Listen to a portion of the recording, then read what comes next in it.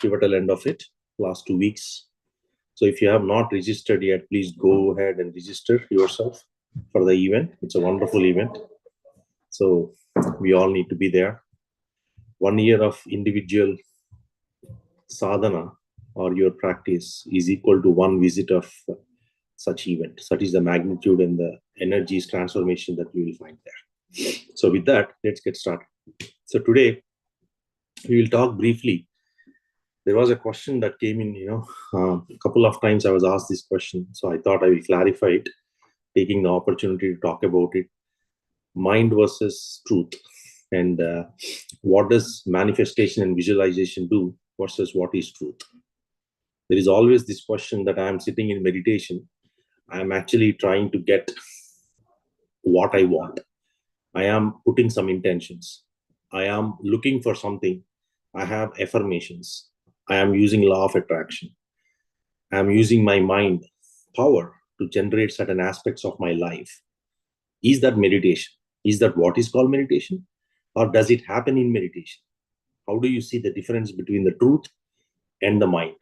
And how do you understand and where do you know which one to call when? So we'll clarify some of those questions. And I would want to also encourage each of you to ask questions if you have any doubts or anything that you have in your mind.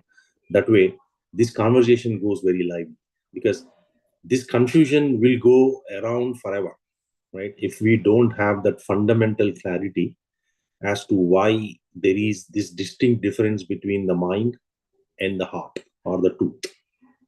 So with that, let's get started. So there are two aspects to this. The first and foremost aspect, what we need to understand is what is mind. Mind is a conglomeration of thoughts. We all know about that. And what does mind produce? Positive and negative thoughts, right? You have positive thoughts, you have negative thoughts. Some are good, some are bad. And how do I look at it? Mind is what making me look at the world. The entire world, whatever I am looking at, or I am receiving or sending information to the world or communicating to the world, is it through my mind? As simple as that. What is truth? Truth is beyond mind. Just for instance, let us assume that what is truth? Truth is beyond mind. Why it is beyond mind? A state that is giving power to the mind is the truth. What is giving power to everything is truth. So even your mind is getting power through your truth. So what happens is, when I am materially attached, what are the things that are hanging in my mind? There are 4 things that are hanging in everyone's mind. One is the sorrow of the worldly affairs. The other one, which is more important, is the material things that you are accumulating. What does that mean? The desires, all the desires that you're accumulating, right? Whatever the desires you have, wealth and everything, right?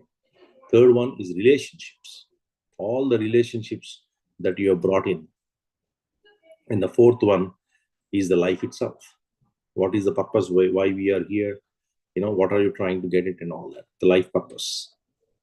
All these 4 will have to be transcended for you to know to get to the truth. So this is what we'll talk today, right?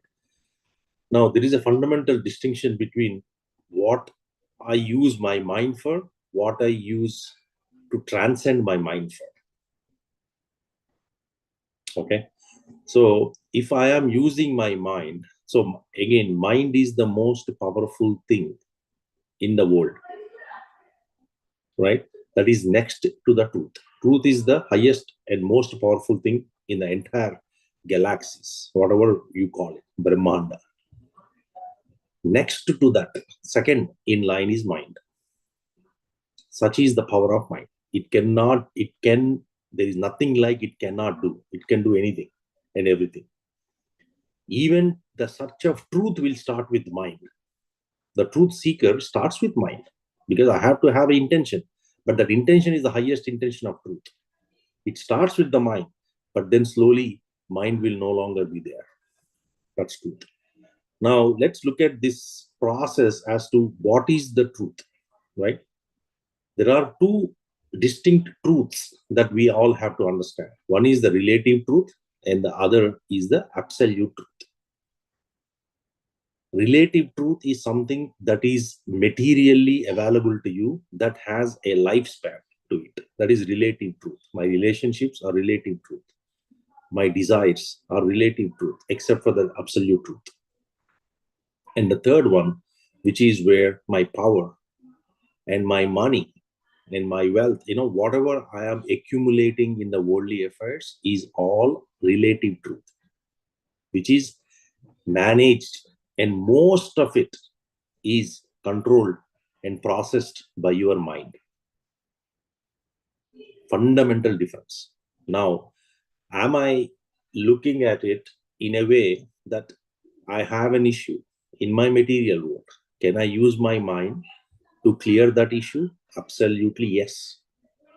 Mind allows, matter allows, mind and matter, right? You have the power to transcend that issue, that problem, that concern, that thing, that very thing that's bothering you. You can elevate it using your mind. That is what is called manifestation and visualization, right? Through the desire, through the intent. But you have to understand there are two aspects to this. One is destiny, and the other is free will. It is in your destiny, certain things come your way in your life. You see a good part of your life, you see a bad part of your life. But all of those things are happening based on your destiny, what you brought to this earth with you. But you absolutely have something called free will. You can change your destiny with your free will. And that is what mind allows you to do. The power of mind gives you that authority to use your free will to execute something different than your original design or original plan. So please don't confuse. When you are sitting in meditation, you have a way to use your free will to create an intent. For example, I want to buy a car. That is my intention, a positive intention. I am trying to accumulate the wealth to support that car. And you have a time frame as to when you want it, 6 months from now. It is a very, very pious desire. And you are looking for it because you have a reason to believe that with that, you will be able to live happily for whatever it's worth. You sit in meditation, you close your eyes, you don't ask for it, it will never manifest. The reason for that is when you are in the meditation and you don't have a desire, all that energy that you are accumulating is going towards the source of your truth, which is the higher state than mind. But the moment I sit and I release an intention saying that I want a car in 6 months' time, and you start to meditate on it, what happens at that point? You have instigated your free will, and you want all the energies from that point to go to this intention. Very, very, very, very important thing. This is where there is sankalpa dhyana, sankalpa rahita dhyana, sankalpa sahita, sankalpa rahita. Sankalpa sahita dhyana is using your mind. You are using your mind in entirety. The intention is coming from mind. It is the mind that has the desire. It is the mind that wants this desire to be fulfilled in that 6 month time frame. That is sankalpa sahita dhyana. So what happens in this case is, in that 6 months time, whenever I am sitting for meditation, I just remind myself of this intention. I sit and go through it. Now, what am I using?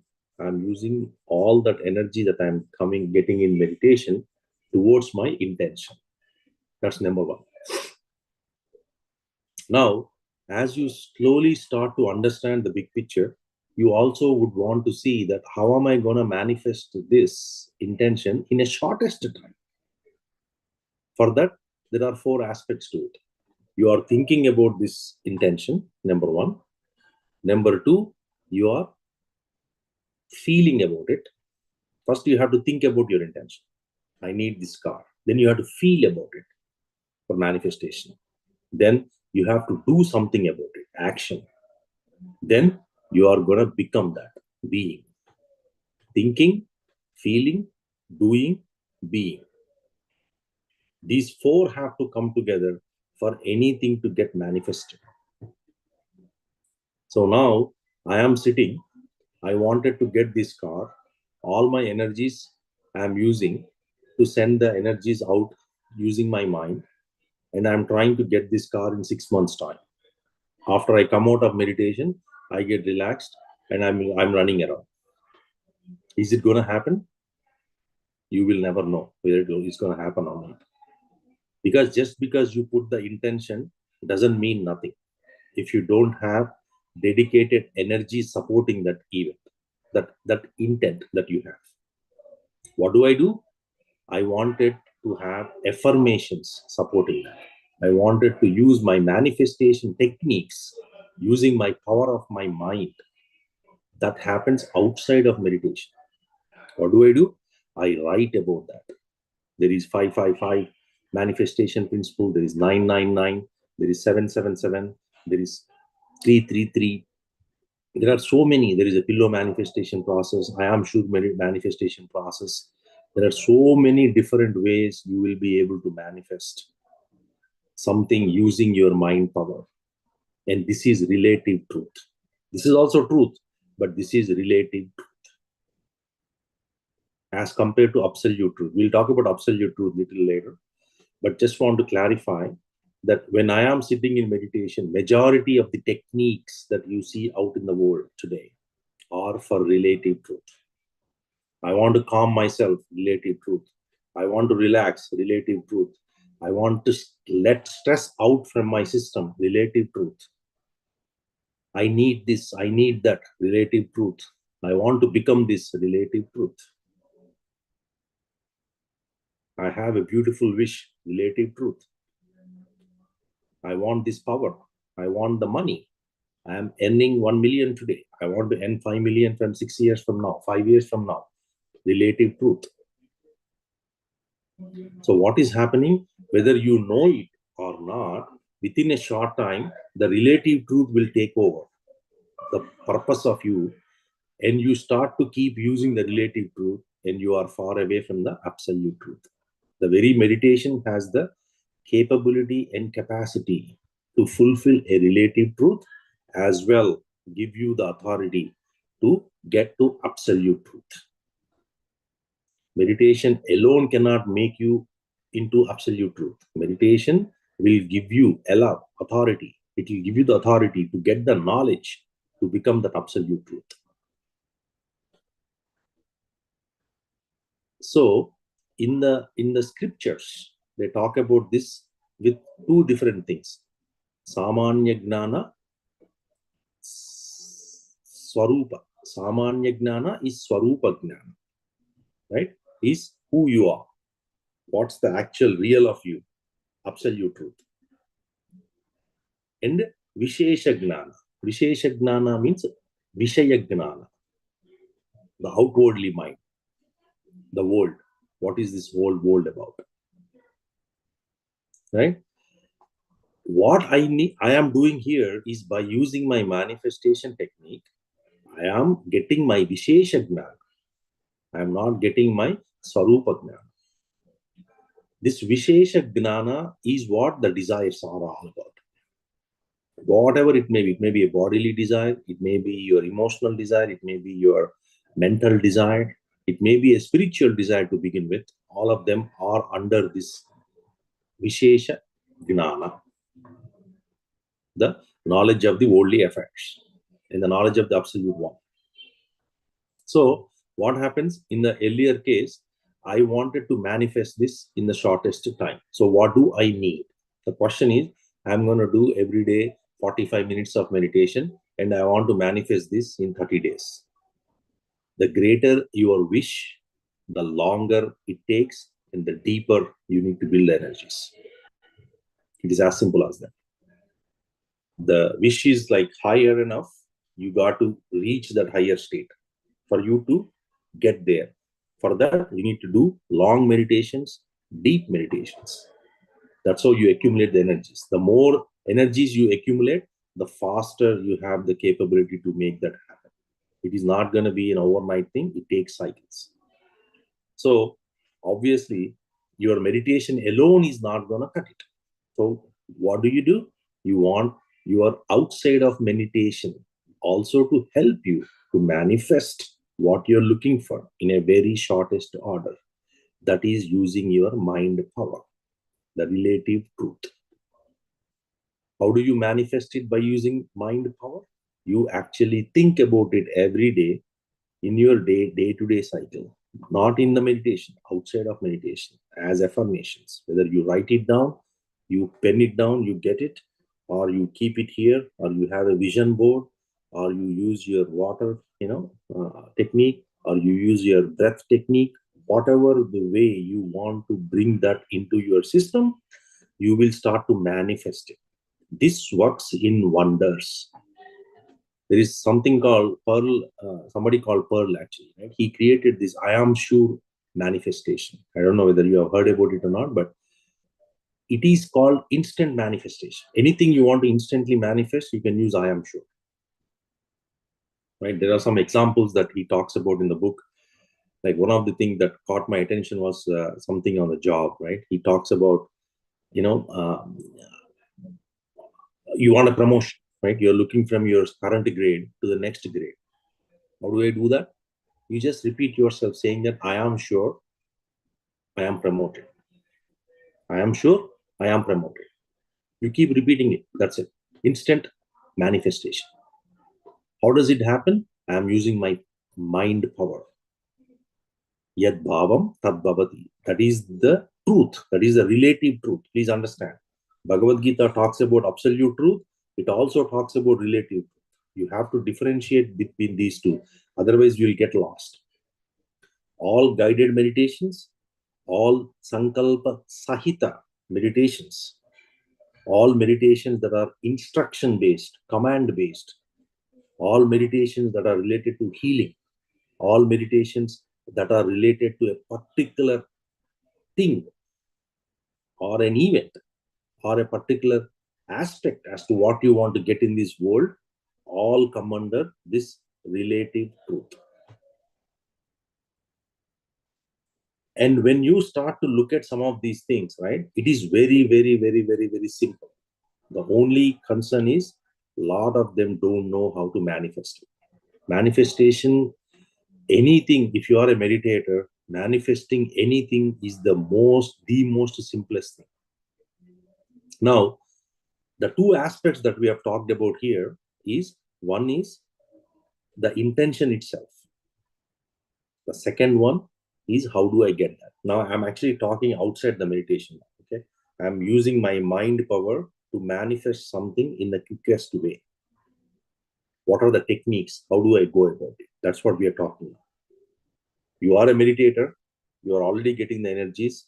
You are already creating the cycle of energies to go through that intention, to go to that intention, and then speed up the process and accumulate the energies, right? To make the wish come true.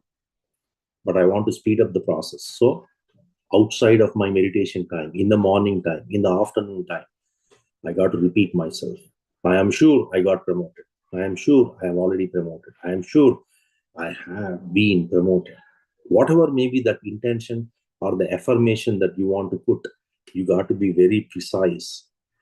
That intention that you're asking in manifestation has to be in the present moment. I got promoted. It cannot be I will be promoted. My boss will give me an opportunity to get promoted. It cannot be in the past tense or in the future. It has to be in the present tense. Present tense. It has to be, it has already happened to you. That is how you do it. Number one. Number two, which is all more important, is when you are trying to get it on a time bound, you have an intention that you want to manifest in 6 months. You're using your meditation energy to accumulate the, to send it there, but you wanted to bring the whole thing into 1 month. How do I do that? That's where the trick is. It is the feeling, it is the emotion. When you attach your emotion, this is what Joe Dispenza talks about in his books, right? How do you manifest in a fastest way? By putting that feeling into it. That feeling is what you are using the technique called visualization. That's why it does wonders when you know visualization. So what you're trying to do now is, I want to manifest this car in a 6 months time is my intention. Now I want to speed up and then make that 6 month time into 1 month time. How do I do that? I attach my feeling to it. When I attach my feeling to it, I got to feel as if I have already got the car. How would I behave if I have the car? What are the things I would do? Who all I will want the, people I want to be sitting in the car. Where do I go with that car? What am I going to do with that car? How do I feel? All that emotion you got to carry inside you. Imagine yourself that you are going there, you are doing this, you go to car mechanic, you got some things figured out, you paid the taxes, everything is happening as if that you have already been through that. The beauty here is universe does not recognize whether you are imagining or it is already happening in your life. That's the beauty. The subconscious mind does not know. Please note this point. Subconscious mind doesn't recognize whether it is actually happening or you are imagining. The results will be the same if you are able to imagine it. That's why they say, if you are able to see through it, you get it. See through it, you get it. Because subconscious mind cannot differentiate. So what this feeling is doing is, it is creating that emotion and making that energy bubble up such a way, instead of you waiting for 6 month period, it is bringing the whole thing into 1 month period. So what is going to happen now? With my feeling, using my visualization technique, you sit in meditation for visualization. After 5 minutes into it or 3 minutes into it, once you are calm, you release the intention, you go visualize on that intention. All perspective, all 3 or 4 perspective. And then you say, I need this. When you do that, what happens? Your wish is my command. Universe says, your wish is my command. And within that 1 month cycle, because you have the feeling now attached to it, what happens? Slowly it starts to manifest. Now, there is also another important aspect of it. That's called doing. What are you doing to get it? Do you have the garage space? Do you have the license to drive it? It has to, your mind has to really feel it. Yad bhavam tad bhavati, right? That feeling has to be there. That emotional attachment to that desire has to be there. You got to prepare the ground so that when you get the vehicle, how are you going to pay? You have a license. You have figured out where to pay the, get the vehicle registered. Which state you want to run this, and what type of model you want, what type of color, what color you want. Everything you got to figure it out when you are doing the visualization, right? At that point, you are actually preparing and you are getting start to physically do things. Saying that I got to keep it here. I'm going to have this space available. I'm going to have stickers here. I'm going to have, whatever maybe your personal thing that you want to put it in the car. I want to have a lots figure. I want to have a vehicle pyramid in between, all that. If you bring that, what happens is it slowly pulls the whole thing from 6 month time to 1 month time. And within that 1 month, you will be able to manifest it. And you will become that, right? This is true for everything that you are doing, right? This is all this, whatever we are talking now is relative truth. It is relative truth. It is not absolute truth. It is relative truth. This is not the truth that Vedanta talks about. This is not the truth Patriji talked about. This is truth, relative truth, relative to where you are, your mind. You are using your mind to make it happen, right? But there is a truth beyond this relative truth. This is Vishesha Gnana. You want to get into Swarupa Gnana or Samanya Gnana. Vishesha Gnana, Samanya Gnana. Vishesha Gnana is worldly affairs. Samanya Gnana is know to who you are. That's absolute. So what happened? There are two aspects here, right? Alochana Rahita Sthiti. Alochana Rahita means thoughtless state, thoughtful state. Thoughtless state, thoughtful state. Both are true. One is thoughtful is relative, thoughtless is absolute. It will take you to absolute. It is not absolute, it will take you to absolute. So when you have something that is bothering you, when you are coming and saying that I have pain, at that point, you are instigating relative truth. You are working on relative truth in meditation. That is not absolute truth, that is relative truth.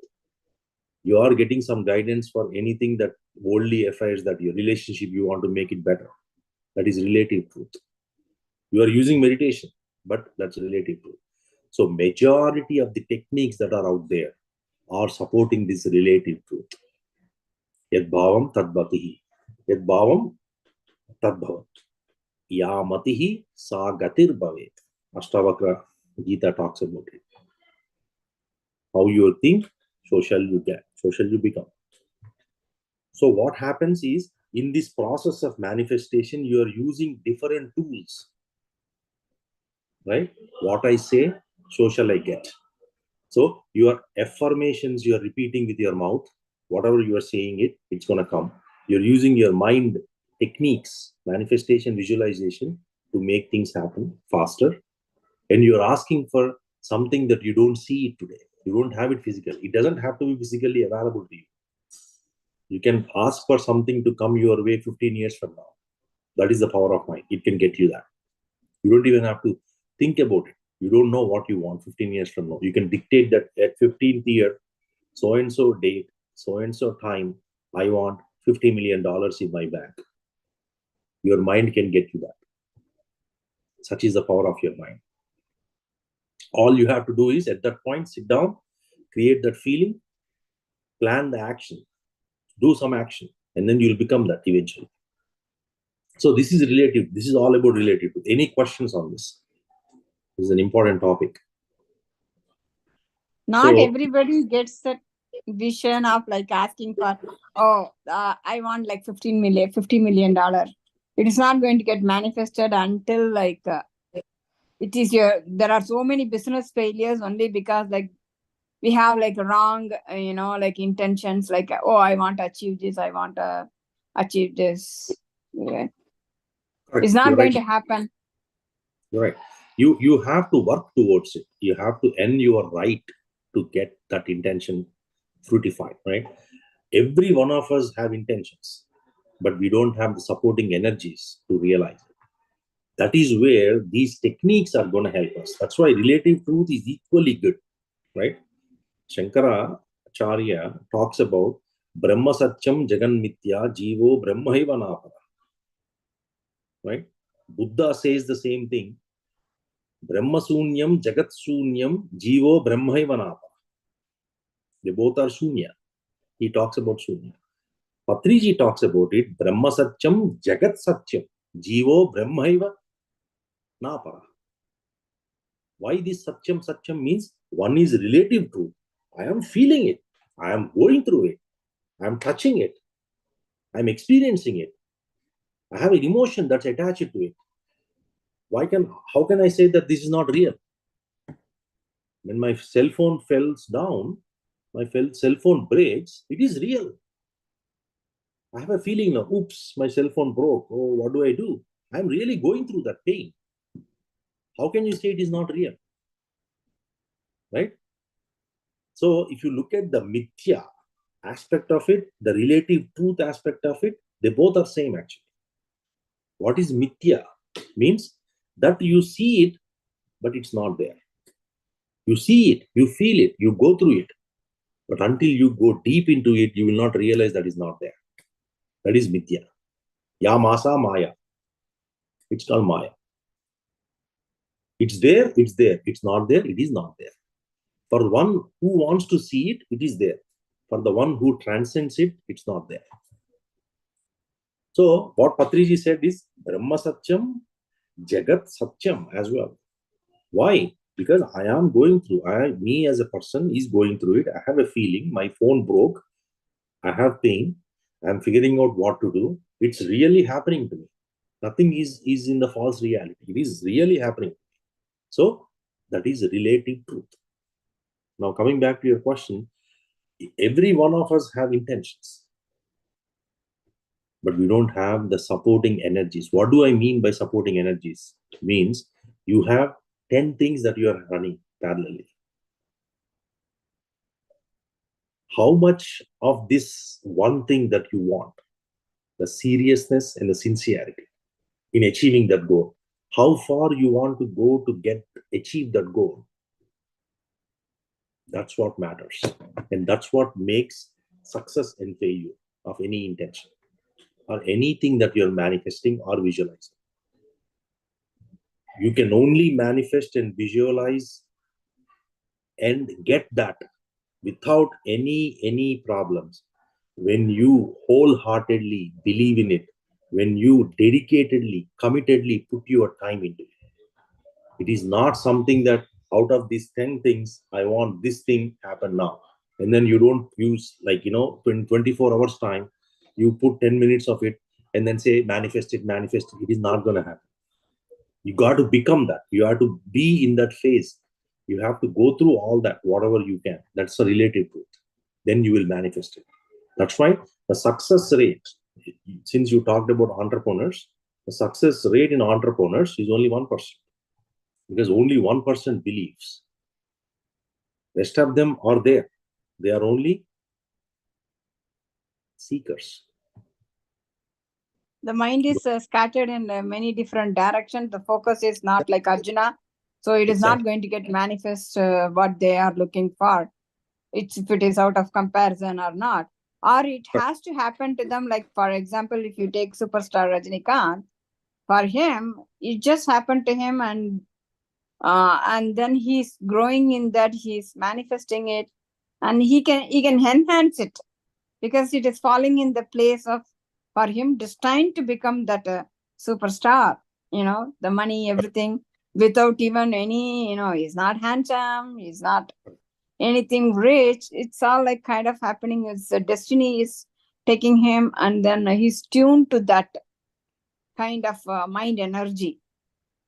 And normal people like us, it is all like kind of very much scattered in all the directions. Exactly. See, that is where meditation helps you to calm your mind. That scattered mind to get pointed mind is what meditation is helping you. Now, to speed and fasten your manifestation, right? To bring that from 6 months to 1 month, your visualization and manifestation techniques are helping outside of meditation. So together, you have the holistic system or the process or the technique or the steps to achieve what you want to achieve. So the question is, are you ready to use any of this? That is the question. How desperate are you to make that wish true for you? What is that you are going to do to make that wish come true for you? To what extent you are ready to go? These are the questions each of us have to ask before you raise an intent. It is very easy to say that I want A, B, C, D in my life. But what is that you're going to do to get that?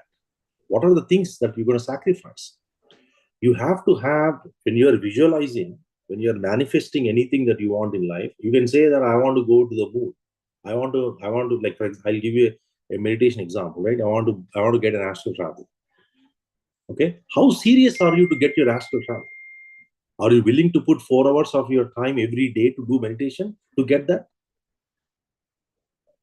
Doing is a very important aspect of it. Or am I just going to sit and visualize it? Yes, visualize it, absolutely. But then what is the action? Have you studied about astral travel? What happens when you astrally come out? How do you feel? What is the feeling? How is that experience looks like? What others have talked about it? Do you have enough knowledge about it? Right? that is the reason that 360-degree view is an important aspect. A lot of us have intentions, but we don't have a way or a technique to use to manifest, because this is free will. This is not destiny. I am creating something out of a blue, and I'm saying that I saw somebody drive a car. I like that beautiful car. It's a lucid car. I want to buy that. I don't have money. I'm going to sit and manifest it. How badly I want that car. How desperate you are to get that car. That is the factor. That is the biggest factor. But like, for example, okay, I'm visualizing, like I put an intent, for an example, like I want a Mercedes car or like a Lamborghini or something like that. But when I start doing the meditation intensively, my destiny will, my desire sometimes would even drop that to have that. Then it is not intention. Right? You're carried away in the moment. That is not intention. Intention means something you're longing for. When you create an intention, is something you're longing for. You want it. You desperately want it. It's not like I have it today, 2 days down the line, I don't have it. Then that is not intention at all. That's like, you just carved away for it for a day or two. You got impressed with the movements, whatever push you, pulled you, and 2 days later, it's no longer there. Right? It's not attached to you. When you have an intention, the intention has to be pure. The intention has to be very, very centered towards that priority as to what and time and everything what you're giving to that. Right? Somebody wants to get married. They want to get married very seriously. Right? It is not for joke. It is not like I have it today, 2 days down the line, I don't have it. If that is there, then that is not intention at all. That's just a desire that just comes and goes. There is a significant difference between sankalpa. What if like our intentions is not at all serious in any direction? Like, how do we improve the intention? You improve the intention by sitting Yes. and looking at that intention to understand how it is going to help you. You have to understand your intention first. You have to understand. I want a car. Now, the question I need to ask myself is, why do I need a car? How can I use this car? How this car is going to help me in my daily life, right? Some basic questions you have to ask before you actually come out with the intention. It's not like, infatuation, right? I saw some fantasy out there. I want a Lamborghini. Yeah, it's good to have. That guy had it. I want it. You come and do it. There is no real feeling. There is no real heart to heart thing that's happening there. At that point, it's going to fade out. So, intention means something that you have to feel it. You have to have it in your system that no matter what, I wanted to make it. Now, the question is, how do I make it? Is when you sit and look at that intention.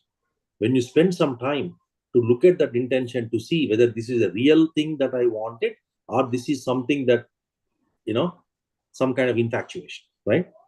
If you spend time with it, few minutes, 1 or 2 days, you will really know whether that is worth for you or you don't feel it.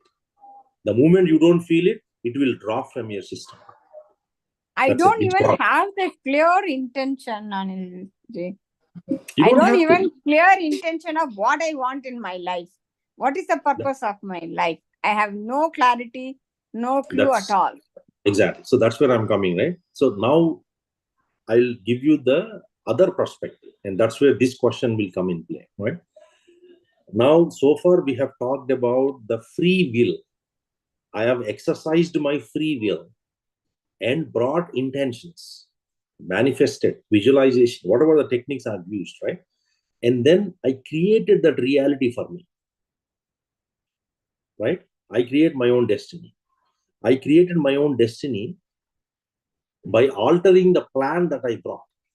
I may have a design to go to 5 miles in my destiny, right? Now, using my free will, I said I'm going to go to 10 miles. I have the power. Free will is more powerful than destiny. Always remember. It's like, the way you want to look at is free will and destiny is something like, it's like your weight and height. Your height is fixed. That's destiny. Your weight is free will. You always have a way to play with your weight. You can, it's like that is free will. You can change it. It's up to you. You want to be 200 pounds, you want to be 100 pounds, you want to be 5 pounds, you can play that. Your height is destiny. You cannot change that. You don't control that. It just comes to you naturally. That is how it is. So far we have talked about how I feel about it using my free will. How do I change, alter my destiny, or whatever I want? How do I get it? This is all happening at the mind level. Remember, mind level, which is a relative truth. Now let's talk about the absolute truth. Now I'm taking this into the next step where we are talking about the absolute aspect of it, right? Paramarthika Satyam, Sankalpa, right? So Swarupa Satyam, Swarupa Gnanam. So when I start about talking about it now, what is that's blocking me to get to that absolute truth? That's the question, right? The first question is, okay, everyone said, what is absolute truth? Aham Brahmasmi. I am Atma Brahma. Sarvam Kalvidam Brahma. Tat Tvam Asi. All these are absolute truth, Mahavakyas in Vedas. Okay? Then why am I not that? You are that. Then why am I not feeling that? Because you have the relative, you are associated yourself with the relative truth. Okay? Now this is where the kicker is. You have associated yourself to the relative truth and you have expanded your relative truth to the point where you are using the relative truth all the time. That is why Sankalpa Dhyana can only work for so far. It cannot give you the peace, the happiness. It cannot bring you out of the miseries and suffering. You may have the plethora of the wealth of the world that you can possibly imagine.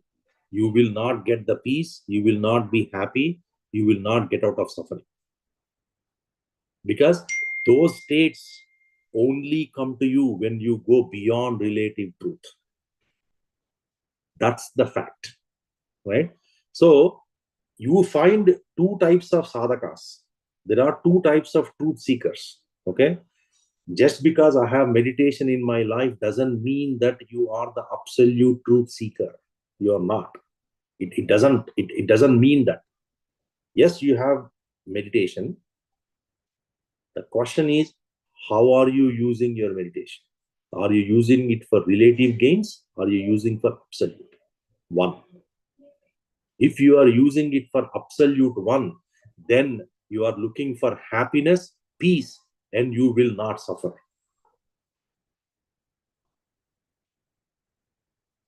Always remember that. Yato vacha nivartante aprapya manasasaha, absolute one. That you will not get with the mind. That which cannot be heard, that which cannot be seen, that which cannot be experienced through your mind. Absolute one. That you will get through meditation, yes, but you have to transcend your mind. Your mind is blocking it to happen. Why is my mind blocking it to happen? Because I have too many intentions in my mind. I am the one blocking my mind. Why? I have too many intentions. I have too many desires. Every time I sit in meditation, I want my health, I want power, I want this material thing, I want to be, bondage, relationships. I want, always you are asking something or other, you're expanding your mind. It is beyond the state of mind. The truth, absolute truth is. So you have to shrink your mind. It's exactly opposite. Exactly opposite. Something that you start to believe now that I want my mind to twist, you got to let go of that intentions. Whatever is making your mind powerful, you got to let go of that. You have to make your mind weak. Nayamatma balahinena labhyaha. A weaker mind can never know the soul. Absolute one. How do I play this card? Basically, you have to understand, you have to spend time to accumulate knowledge on this absolute one. So if you go out there, even in our pyramid spiritual society, you find masters talking about these two. You have to know whether it is relative truth or it is absolute truth. And you have to first know what you want. Are you looking for peace, happiness, coming out of suffering? Then absolute truth. Are you looking for material desires, health, wealth, power, relationships? Relative truth. Two different things. So first, when you come to meditation, right, that is why we say, what do you want? What do you want? Anytime you go and sit with the guru, that is what talks about. See, there are four margas, right? Karma marga, Gnana marga, the yogic and dhyana marga, and then bhakti marga. When you come to Gnana marga, the first question the guru asks you is, what is that you're looking for? When that question is posed to you, if you are saying something like, I want this, I want that, and all, they know that you are not in that Gnana marga. You came into the Nivrutti marga, but you don't have the desire to realize it because your desires are material. Your desires are temporary. You're not asking for that one permanent thing that is out there. You're asking for everything else except for that one. So they know instantly by looking at you or talking to you that you have a desire of material things. So you don't belong in the Gnana Marga. You are pretending that Gnana Marga, because Gnana Marga is the fastest way of getting enlightened. But then it requires a lot of maturity. You got to transcend the worldly affairs. You are exactly opposite to the worldly affairs. So the question that I need to ask myself, this is where we all need to understand this in a deeper level. This is what Patriji talks about, right? Or Ramana Maharshi, in his teachings, he talks about it. Right? Bhagavan says a lot of times that you have to understand who you are for you to come out of it, right? I have to know that I am in the deep sea for me to come out of the water. If I don't understand and I pretend as if that the sea doesn't matter, I'm not going to wet myself, you're going to get wet whenever you come out of it. Similarly, as long as you don't understand who you are, or you don't ask these rightful questions, who you are, where am I coming from, what is my purpose, where do I go from here, how am I taking these births, etc., you are not letting yourself, your mind is not going to give you a way to go to the absolute path. That's the beauty of it. Yeah, go ahead, madam. Yeah, you have said very clearly, like, I am looking only for absolute truth. But sometimes in this process, it is a very difficult, hard path. They're doing the meditation, long hours of meditation. That's intention, the seriousness is not there. Oh, this is not for me. This is only for like a, destined people, very few people. Not for every ordinary human being like us. So we compare ourselves with the people, with the masters who are at the higher level. It's same like when you go to the yoga studio, the teacher will be with 10 times so much in a higher state compared to the junior. It may take like 4 years or 5-10 years. She has worked for 20 years to be a teacher, who is doing like very serious poses. And I just joined there and then, expecting me to be at her level. That is not going to happen. Like, it's all like a hard work. It's a slow process. And then in that process, sometimes some of the students, oh, this is not for me, and then they just quit. So how do we stop exactly. that? Yes, it's a very good question. So first of all, when you are looking for that absolute one, you have to understand there is a process to get that, right? Yeah, there is a process, right? Sadhana Sampatti, you probably might have heard about it. Sadhana Sampatti, Shama Dhamma, Uparati, Titiksha. I don't have that. When I'm seeing it, I don't have that seriousness of like, it is not even coming. So it's maybe like I'm faking myself like, oh, I want this. I'm looking for this absolute truth. No. Because why it is not coming? The meditation, I want to do meditation like 4 hours, but I don't have concentration more than like 40 minutes. And also like if you say like specific time I have to do, then at that time only like my mind is like a monkey. I cannot sit and do the meditation. But when nobody is bothering, like then I feel like I can sit for like an hour and do my meditation. So the mind really controls me a lot, Correct. you know. See, madam, it is true for everyone, though, right? Don't think that it is only happening to you. Every one of us who are in the path of absolute truth, you will have your own challenges with the mind, right? Because mind will under the moment. See, that's what I was talking earlier, right?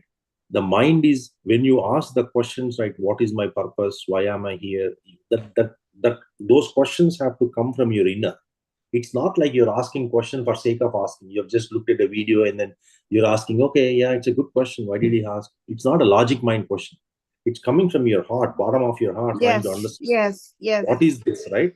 That desire, that true desire, and that burning desire has to be there for you to get. That's why there is eligibility for Vedanta, right? I mean, Vedanta is going to take you to that absolute one. When you have to be Vedantic to really understand and do inquire about this, who am I, right?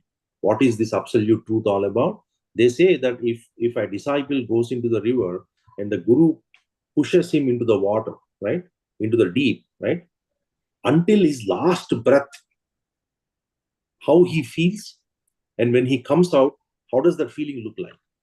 That is how burning desire you should have for absolute truth. Then all these things, whatever you're talking, they won't bother you anymore, because whatever you just spoke about is all mind thing.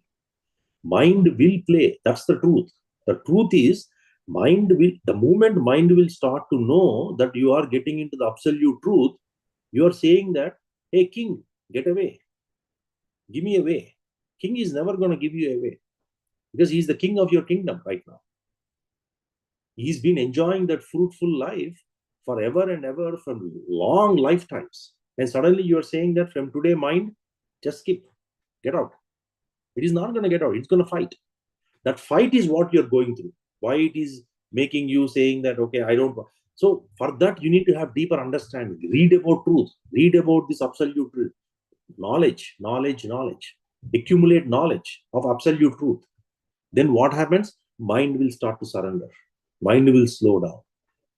Because anytime you ask a question to your mind about absolute truth, your mind will not have an answer. Hence, it will calm down. If you have 90, 100, if your mind's power is 100 points, okay? When you ask, who am I? Your mind will not know. Your mind power will come down to 99. The more you ask your mind these questions, the faster the pace of your mind is going to slowly come down. You have to be patient. The one thing that you have to understand or to get to absolute truth is patience. It has nothing to do with time. It has nothing to do with your incarnations. It may take another 50 lifetimes for you to get there. It doesn't really matter, because that is absolute truth is what you're looking for. There is nothing beyond that. At that point, it's all done. I can't wait for 50 lifetime. No. It is not about, again, this is mind talking, right? Our mind, you are supposed to do your duty, not worry about the result of the duty. You are worried about result right now, even without doing your duty. And that's what I'm saying, it's a problem. The reason why this is a problem is you have to understand we got to do our duty. We have not done our duty yet. And we are already looking at result. Or you are looking at the result and you are result oriented. That is not how you get absolute truth. There is nothing, there is no medium there. There is nothing to achieve there. You are already that. You are already what you are trying to become. Right? How can you get to that? Is by letting go of everything what you have attached. That requires you to have cycles of time, long time, patience. Keep doing what you're doing, but you have to have that longing. Don't do this for sake of doing it. It's not going to come to you.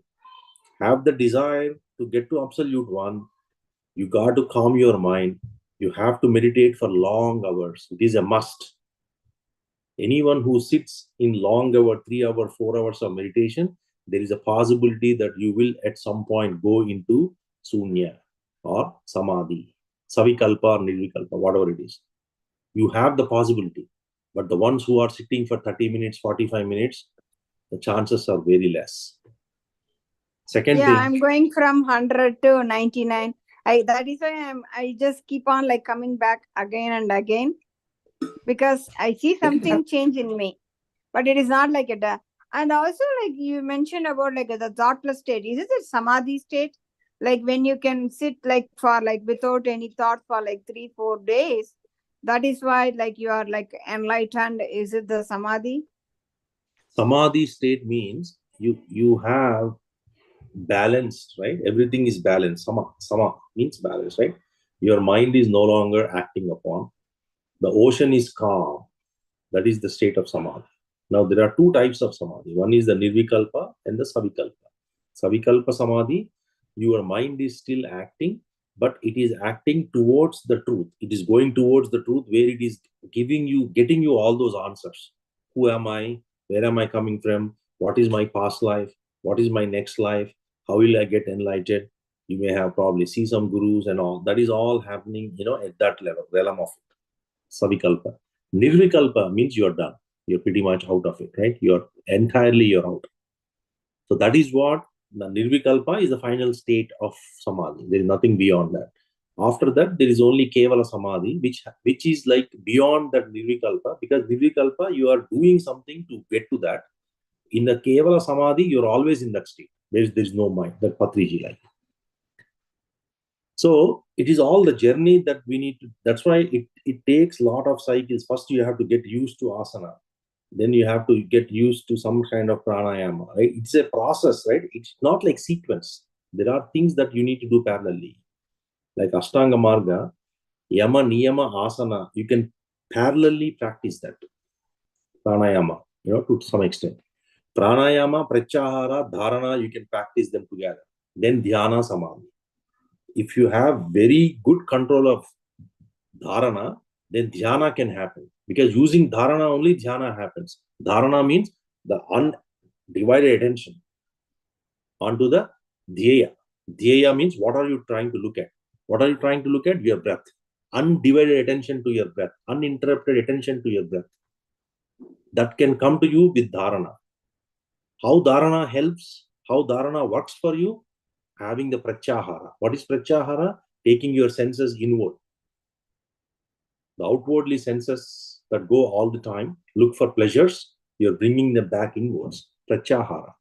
So achieving that pratyahara is the most important thing in the entire process here. Then how does my pratyahara help me? Through pranayama. Pranayama and asana. You got to be able to sit for 4 hours. It is must. How can you become one with the universe when you can't even sit for 4 hours, 3 hours? You got to dedicate time every day. Every single day, you have to dedicate time. You have to read about the truth, absolute truth. You have to sit in meditation for long hours, and you should do like-minded conversations, satsangs. Acharya Sangatya, Satchana Sangatya, satsangs. These are must for people who are getting into that absolute one. Because only FIs is not going to get you the answer. There are only limited population who are actually looking for that. You got to associate to be part of those groups and try to get that knowledge.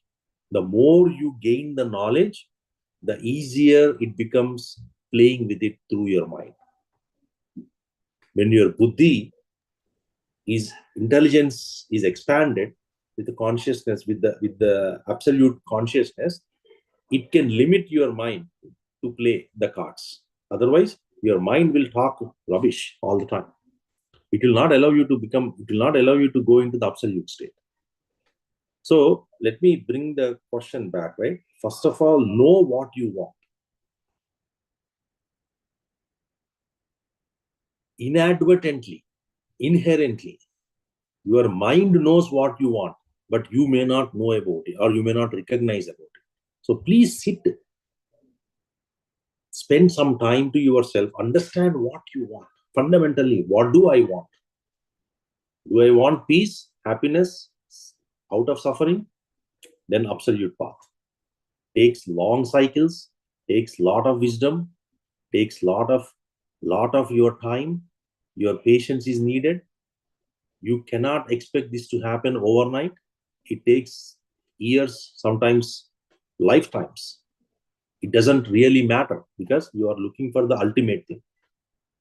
But if you're looking for material desires, health, wealth, power, relationships, and all that, that is relative truth. Your meditation time significantly shifts. You cannot be here and you cannot be here. You cannot be both. You'll not be anywhere. You'll become nothing. Neither you can manifest things using your techniques, nor you can be in the absolute reality. The truth, the truth, the truth. When we say truth of scriptures, absolute reality. Absolute truth is what scriptures talk about. All the Vedanta talks about is absolute truth. Everything else that you see is relative truth. So it is important that each of us spend time to understand what we want and bring your energies, cycle your energies accordingly. Okay, go ahead, madam. You have a question? Yes. So if you take the life of Ramana Maharshi or like Ramakrishna Paramahamsa, what kind of a satsang or what kind of books they read to reach the Nirvikalpa Samadhi or whatever it is. But after that, the wisdom came to Swami Vivekananda. After Ramakrishna Paramahamsa gave some kind of, transmission into Swami Vivekananda, and then he started reading the knowledge and he spread the Dharma to the whole world. So, is it really the knowledge we have to read all the knowledge, or the knowledge comes after the Samadhi itself? It is both, madam. You have to have the basic understanding of the truth, absolute truth, basic understanding. I'm not saying that you can never get into the through knowledge. You won't be able to experience it. Absolute knowledge cannot be experienced by knowing. You have to be in that state. That's it. If you are talking about it, that's not it. If you are saying anything about it, if you are feeling about it, that's not it. You are in that state. That's it. No one can explain about absolute truth. If I ask you, explain me about your bliss, how do you explain it? You can put words to it, but that has no meaning. You can only show the path. This is how you do it. So, to answer your questions, there are two ways to acquire knowledge. One is through dhyanam, tapas.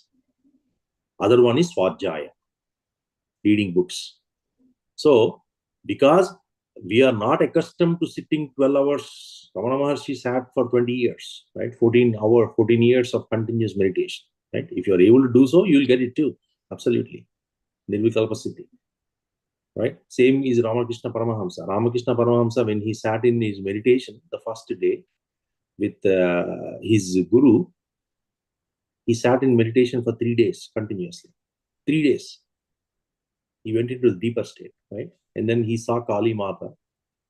And his guru said, hey, I'm seeing this Kali Mata all the time because this relative truth I am attached to.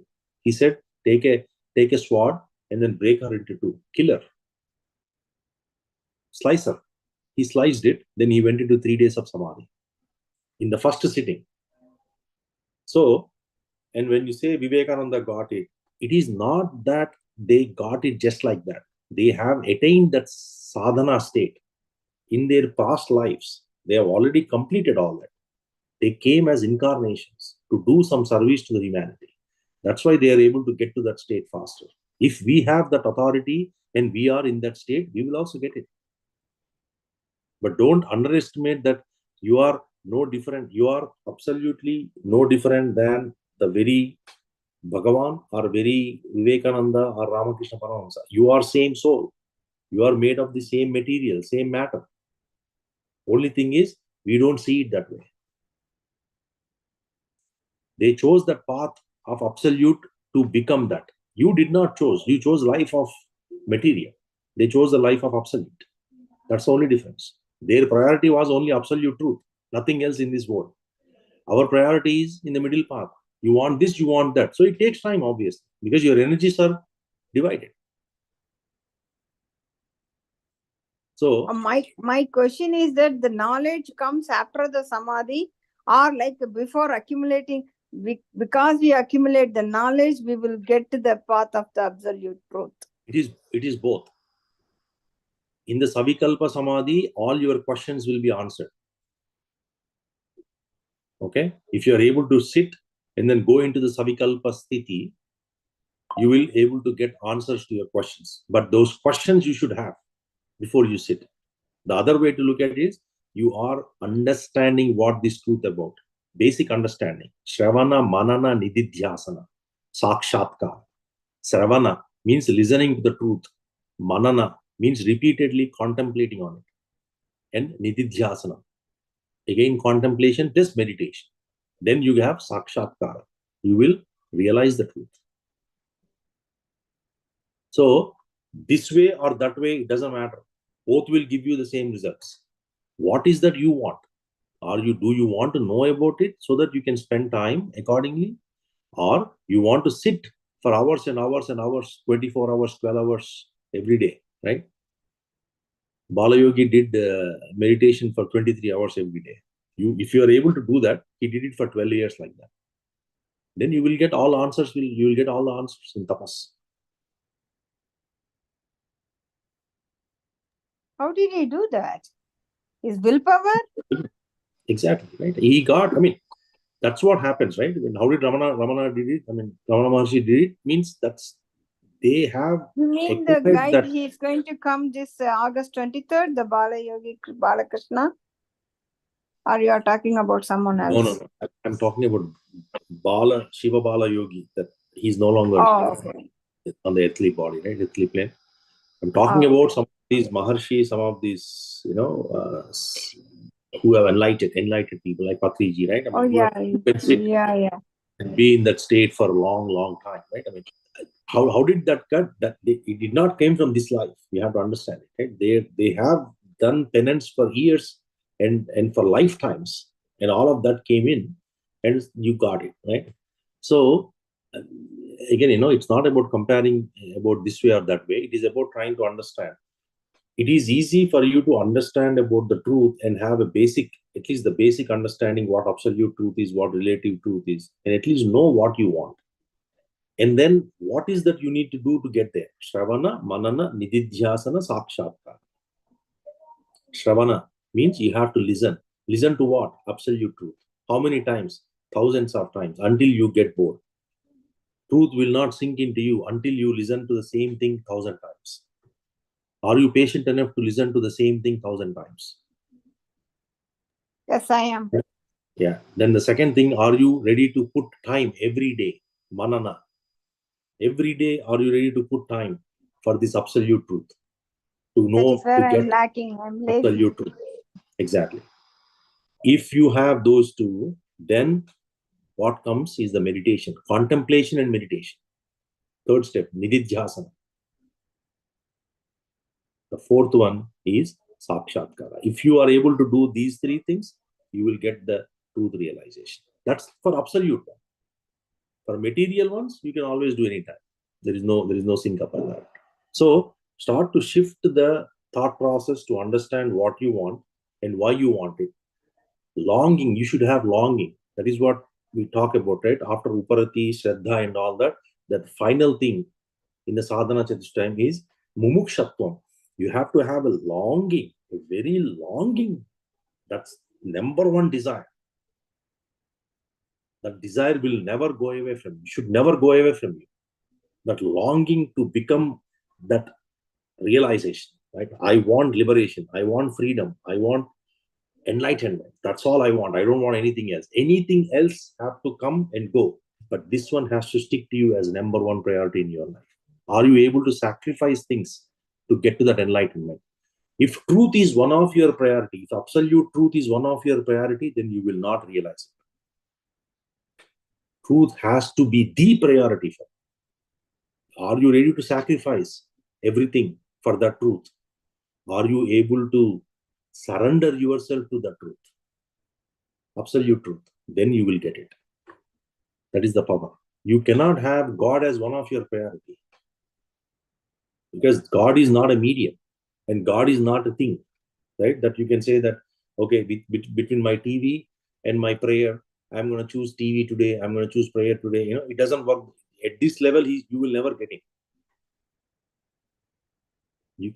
The longing love that you develop, which is called devotion, right? That devotion has to come from your heart, from the bottom of your heart. For that to come, you need to have a lot of penance and practice. That's why absolute truth takes a lot of cycles, lot of things. But again, right, this way or that way, nobody can dictate it. You decide what you want, and then you spend time accordingly. Don't get confused that this is absolute truth, this is relative truth. Next 1 week, I have a desire to manifest, I will be in the relative truth. After 10 days, come back and say, now somebody was talking about in YouTube or something you saw in your your in a workshop, and then now suddenly you're back to the relative, absolute truth. It doesn't work that way. You cannot expand your mind, contrast your mind. When my mind is expanded, I get my desires fulfilled. When my mind is contrasted, I go to the absolute one. It is not going to work that way. Your mind will never allow you. It has to be single pointed. Know what you want and work towards it.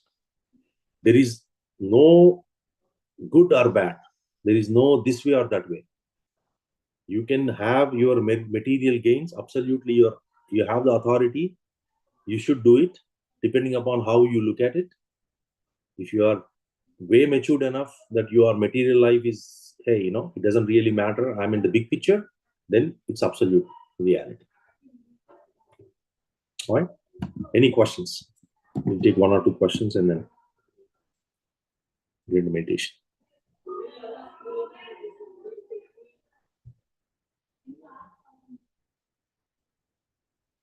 If I have confused you or if I have created uh, anything above and beyond, right, just let me know, right? If you have any questions, we can talk, right? I mean, it's absolutely fine. Or if you have any questions on manifestation or techniques or anything on visualization, how to do it now, we can also certainly talk. Or you can reach out to me anytime. That's fine too. But if you have no questions, then let's get into meditation. Uh, Please take off your glasses. Sit very comfortably in your best postures. Close your eyes. We'll do it for half an hour, 10:45 or so. Close your eyes. Bring your attention to your breath. Now, understand what you want. If you don't know what you want, you ask, you pose a question, you raise a question to the universe, saying that, okay, what am I looking for? What do I need? Give help. Your higher self can help you to know what is your purpose.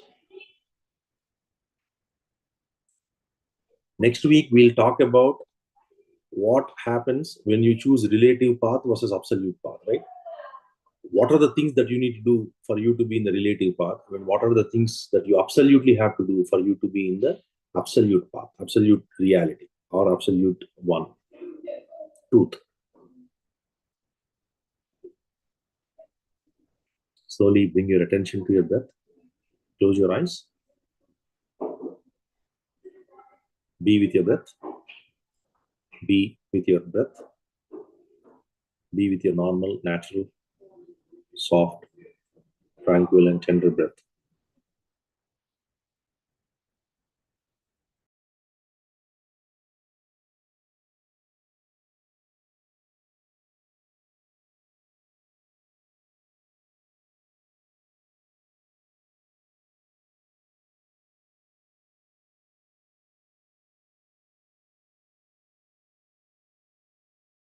Be with your breath, my dear masters. Be with your breath.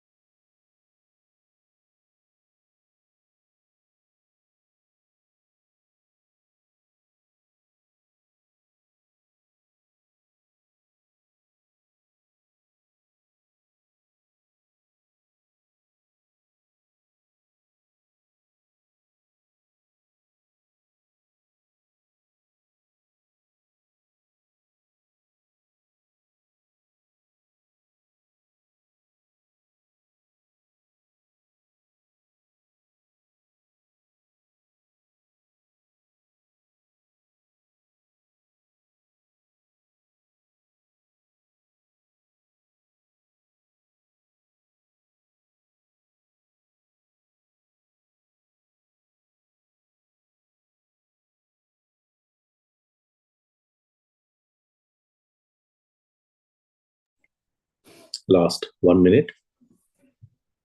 Last 1 minute, my dear masters.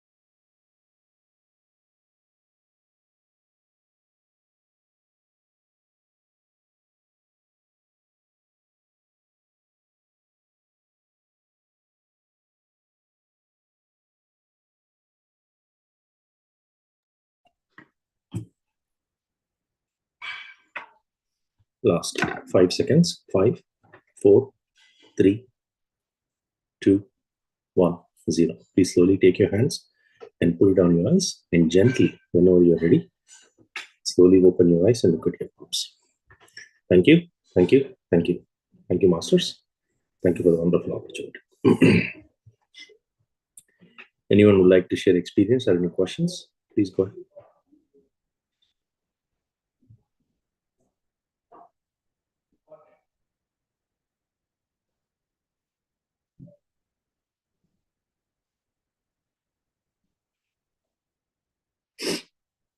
For further questions, then please spend some time to understand what you want.